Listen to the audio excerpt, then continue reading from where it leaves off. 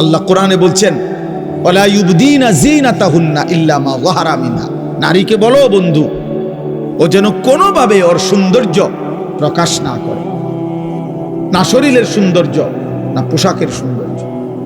নারীর সবই সুন্দর, নারীর হাসিও সুন্দর, নারীর দেহও সুন্দর, নারীর পোশাকও সুন্দর, নারীর কাপড়ও সুন্দর, নারীর সবই আকর্ষণীয়। অতএব আল্লাহ বলছেন এই আকর্ষণ পুরুষের চোখে আমি দিয়েছি। যুইয়িনা লিন-নাস হুব্বুশ শাহওয়াত মিনান নিসা, আল্লাহ বলছে এই পৃথিবীর যত কিছু আকর্ষণীয় আমি বানিয়েছি তার মধ্যে এক নম্বরে নারীর প্রতি আকর্ষণ আমি বানিয়েছি। প্রথম আকর্ষণ।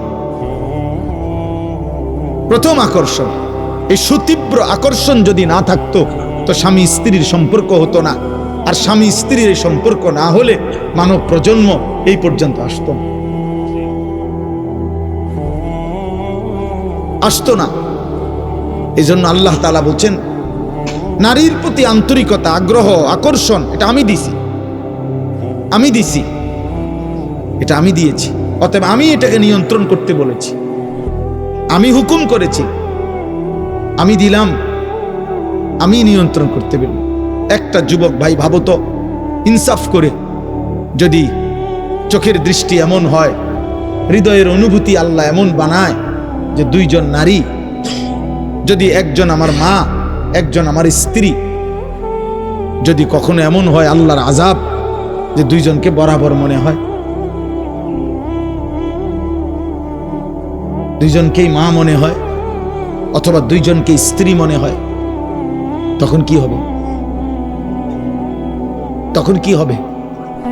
রব বলে বান্দা তোমার যদি বিবেক থাকে তো তুমি ভাবো তো, 1 মিনিটের ব্যবধানে 30 সেকেন্ড ভাগ করো, 2 ভাগ, 60 সেকেন্ডকে তুমি 30 সেকেন্ডে ভাগ করো, 30 সেকেন্ড মায়ের দিকে তাকাও, আমি আল্লাহ 30 সেকেন্ড মায়ের প্রতি যেই ভালোবাসা শ্রদ্ধা তোমার হৃদয়ে দেব, স্ত্রীর প্রতি সেটা না। পরের 30 সেকেন্ড স্ত্রীর মধ্যে দেখো, তার প্রতি যেই ভালোবাসা যেই চাহিদা ওটা মায়ের মধ্যে না। মাত্র 30 সেকেন্ডের ব্যবধানে আমি যে হৃদয় বদলে দিলাম, মায়ের প্রতি একরকম আগ্রহ, স্ত্রীর প্রতি ভিন্ন রকম আগ্রহ, এটা যিনি করছেন তিনি আমি আল্লাহ। আমি যদি এটা না করতাম বান্দা, কি হতো? যদি দুইজনই মা হয়ে যাইত, দুইজনে যদি বিবির মতো মনে হইতো, স্ত্রী মনে হইতো, তো মায়ের ইজ্জত থাকতো কই?